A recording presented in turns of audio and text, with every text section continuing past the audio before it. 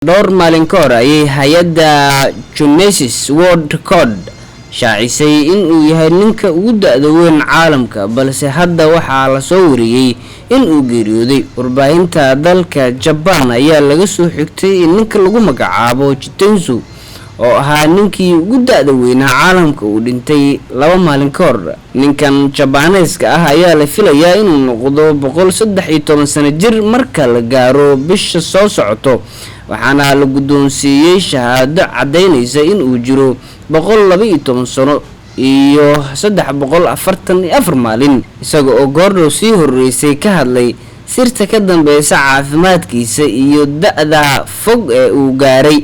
Master Jitendsu ayaa sheegay in uu iska dhowray carada isla markaana uu saaxiib ka dhigtay dhoola cadeynta joogtada ah. Jitendsu ayaa dhashay bishii Maarso sanadkii 1907 isagoo u weynaa qoys ka kooban 8 caruur ah, waxaana uu ka shaqeyn jiray muddo shirkad ka hor inta uusan u wareegin wasaaradda beeraha ee dalkaasi Japan.